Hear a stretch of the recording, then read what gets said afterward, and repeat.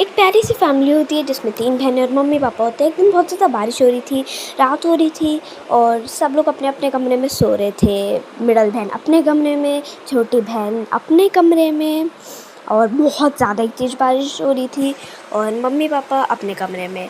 बस जो सबसे बड़ी बहन थी, वो जग रही थी और पढ़ रही थी क्योंकि उसके एग्ज़ाम आने वाले थे और उसकी अभी छुट्टियाँ चल रही थी, तो वो रात को जग के आराम से पढ़ सकती थी क्योंकि रात को कोई डिस्टर्बेंस नहीं होती। वो आराम से पढ़ रही थी, फिर वो थोड़ी देर ब्रेक लेती है, कुछ फ्रूट्स वगैरह खाती है, टीवी देखती है, नीचे जाके आराम से काउच पे एंजॉय करती है एंड देन जैसे ही वो वापस आती है ऊपर अपने रूम में, क्योंकि उसका सिंगल रूम ऊपर था, वो देखती है कि एक शैडो उसकी खिड़की से चिपकी होती है एकदम लाल आँखों के साथ।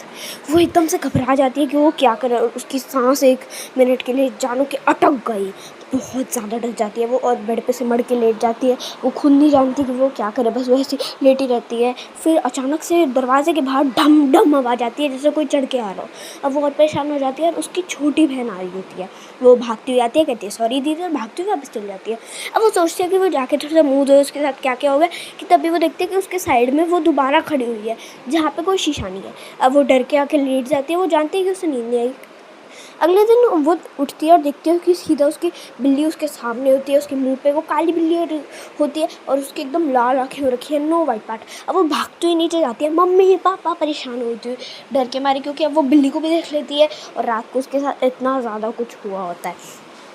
तभी वो देखती है कि उसकी जो छोटी बहन होती है वो वहाँ पे टीवी देख रही होती है और तभी उसके मम्मी-पापा आते हैं, कहते हैं क्या हुआ बेटा, तुम बड़ी परेशान लग रही हो, लगता है रात को जग-जग के पढ़ाई करने से तुम थोड़ी-सी परेशान हो गई हो, जाओ अपने रूम में रेस्ट करो। तो वो बोलती है नहीं आप लोग टेंशन मत लो, मैं एकदम ठीक हूँ।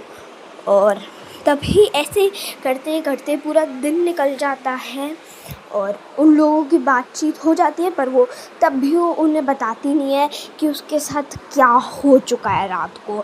उसे जैसे अपनी रिफ्लेक्शन दिखी, पर वो तब भी नॉर्मल रहती है। वो सोचती है कि पूरा दिन तो ऐसे निकल रहा है, तो फिर क्या ही होगा बताने से, हो सकता है मेरा वहम होगा।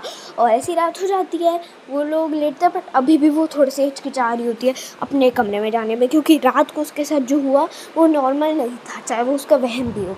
तो अब वो बहुत ज़्यादा डरती है अपने कमरे में जाने में और जिद करके अपने मम्मी पापा के पास ही सो जाती। वो लोग सोते हैं आराम से और रात के 3 बज रहे होते हैं और अचानक से क्रैक, शीशा टूट जाता है ड्रेसिंग टेबल का। अब वो सब इरिटेट, सब लोग एक कमरे में बैठ जाते हैं, डर जाते हैं। उन लोगों को पता चल गया होता है कि वो लोग टेंशन में होते हैं कि अब तो हमारे घर पे कोई पैरानॉर्मल एक्टिविटी वगैरह हो गई है। वो लोग तब भी नहीं जा पाते सिर्फ बारिश की वजह से, और वो लोग एक कमरे में लॉक होके बैठ जाते क्योंकि उस टाइम उनके पास कोई भी ऑप्शन नहीं था। वो देखते कि उनकी जो छोटी बेटी है वो कुछ अजीब सा ही रिएक्ट कर रही है, उसकी आँखें अजीब, बाल अजीब एंड ऑल। तो वो लड़की रात को इस बारे में सोच ही रही होती है कि जैसे जैसे हुआ सॉरी दीदी, और वो सोचती है कि जैसे ही वो उसकी बहन नीचे भागी थी पर कोई भी उसके कदमों की आवाज़ से उठा नहीं। उसके बाद वो देखते हैं कि बाहर कोई लड़की खड़ी है और वो धीरे धीरे उसकी छोटी बहन बन रही होती है और वो रो रही होती है बहुत ज़्यादा बारिश में खड़ी हुई। तभी जो अंदर वाली लड़की होती है वो गुस्सा होने लगती है कि नहीं ये मैं तो यहाँ हूँ, तो वो कौन है, वो कोई बेवकूफ़िया है, और वो ऐसे करके गुस्सा करने लगती है। तभी वो अंदर वाली लड़की को बाहर करके बाहर वाली लड़की को अंदर ले आती है और वो बहुत ज़्यादा परेशान होती है। जो बाहर वाली लड़की थी रो रही होती है और अंदर वाली लड़की गुस्सा कर रही होती है कि नहीं वो कोई बेवकूफ़िया है, जबकि उनकी जो छोटी बहन थी वो ऐसे गुस्सा कभी नहीं करती थी। वो पोलाइट रहती थी और अपने शांति से अपने मन में जो बात होती थी वो अपने मन तक ही लगती थी।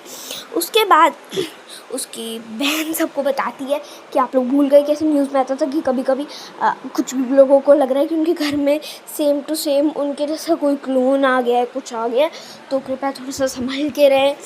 तो वो उनकी जो छोटी बेटी थी वो काफ़ी टाइम से उन्हें कुछ ना कुछ बताने की कोशिश करी थी, पर कोई भी उसको टाइम नहीं देता था। सब लोग उसे बोल देते थे कि हाँ बाद में, और ऐसे करके कोई भी उसकी बात नहीं सुनता था। और यही एक पैरानॉर्मल एक्टिविटी, किसी आत्मा या किसी भूत ने उसका फ़ायदा उठा लिया और उसकी जगह ले ली। तो यही थी स्टोरी।